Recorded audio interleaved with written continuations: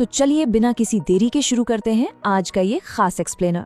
राजस्थान के पशुपालन और 2026 के बजट के उन सभी क्रूशियल स्टैट्स को आज हम डिकोड करने वाले हैं जो आने वाले स्टेट एग्जाम्स के लिए एकदम गेम चेंजर साबित होंगे। मैक्रो स्टैटिस्टिक्स से लेकर माइक्रो लेवल की नस्लों तक और फ्यूचर पॉलिसी अपडेट्स, सब कुछ डिटेल में एनालाइज किया जाएगा। आज के इस सेशन में हम एक क्लियर फनल अप्रोच यूज करेंगे, यानी शुरुआत करेंगे बड़े लेवल पर लाइव स्टॉक सेंसस और रैंकिंग से, फिर आएंगे राजस्थान की खास पशु नस्लों पर, उसके बाद डेयरी और वूल इकोनॉमी और आखिर में देखेंगे एनिमल वेलफेयर और सीधे 2026 के बजट का फ्यूचर आउटलुक। तो चलिए सबसे पहले मैक्रो व्यू से शुरुआत करते हैं, यानी लाइव स्टॉक सेंसस और रैंकिंग्स।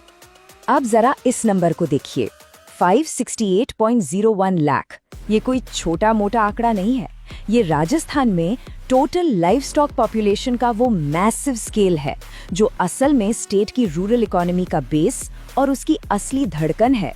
नेशनल लेवल पर अगर इस पिक्चर को देखा जाए तो ये और भी शानदार लगती है।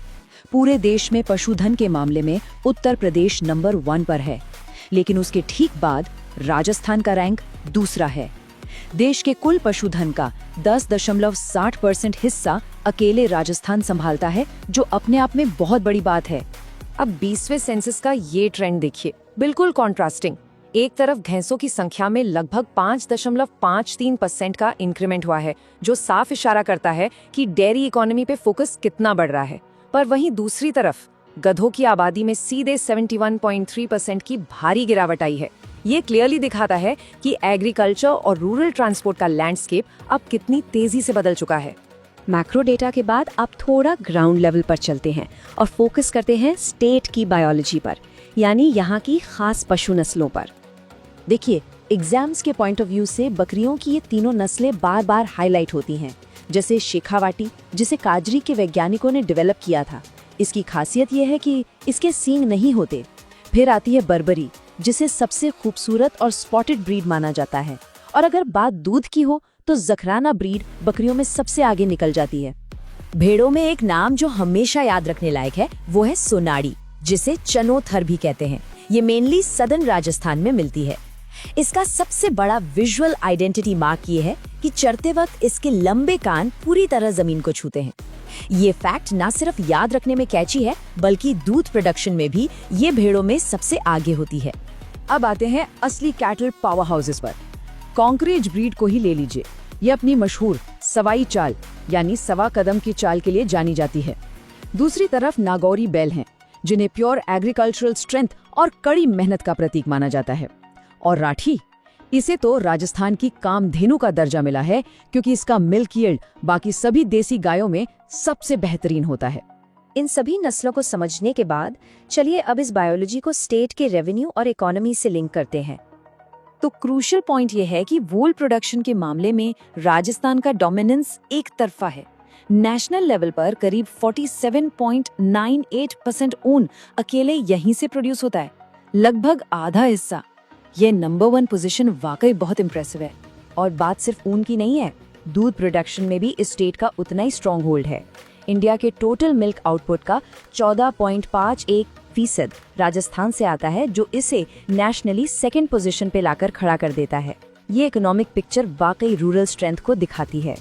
खैर, इतनी बड़ी रूरल इकोनॉमी को प्रोटेक्ट करने के लिए पॉलिसीज भी उतनी ही स्ट्रॉन्ग होनी चाहिए। तो अब देखते हैं एनिमल वेलफेयर और इंश्योरेंस की तरफ।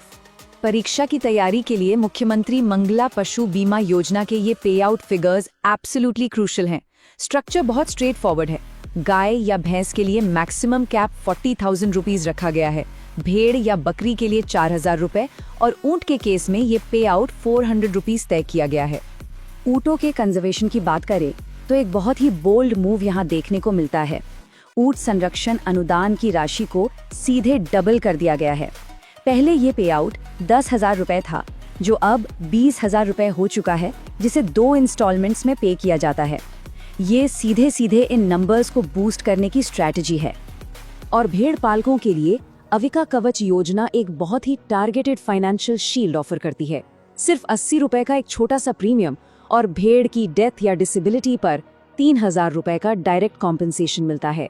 ये बॉटम लेवल इकोनॉमी को सिक्योर करने का एक सॉलिड मैकेनिज्म है। अब यहाँ से फोकस शिफ्ट करते हैं फ्यूचर होराइजन पर और देखते हैं स्पेसिफिकली 2026 के बजट और उसके इम्पैक्ट को। तो जरा इस बड़े आंकड़े पर नजर डालिए, 2000 करोड़ रुपए।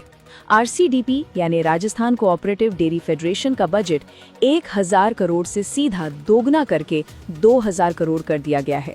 ये एक बहुत बड़ा फाइनेंशियल इंजेक्शन है जो आगे आने वाले ट्रांसफॉर्मेशन का साफ साइन है। इस एक्सटेंडेड बजट से जो नया इंफ्रास्ट्रक्चर मैप बनकर तैयार हो रहा है उसको ज्योग्राफी के हिसाब से समझना काफी आसान है। पहला, अजमेर के तबीजी में एक नई पोल्ट्री फीड यूनिट सेटअप हो रही है। दूसरा, अलवर में 3 लाख लीटर कैपेसिटी वाला एक विशाल चिलिंग प्लांट आ रहा है। और तीसरा, बारां, सिरोही और जैसलमेर जैसे जिलों में नए 500 लीटर कैपेसिटी के प्लांट्स लगाए जा रहे हैं। अगर हम रीसेंट टाइमलाइन को देखें तो पता चलेगा कि डेवलपमेंट्स कितनी तेजी से हो रहे हैं। 13 दिसंबर 2024 को मंगला बीमा योजना लॉन्च होती है, फिर ठीक कुछ दिन बाद 19 दिसंबर को व्हाइट रेवोल्यूशन 2.0 का रोल आउट और आगे 1 फरवरी 2025 से राज सरस सुरक्षा का 9वां चरण। ये सक्सेशन बताता है कि गवर्नमेंट मशीनरी कितने अग्रेसिव मोड में इस सेक्टर पर काम कर रही है।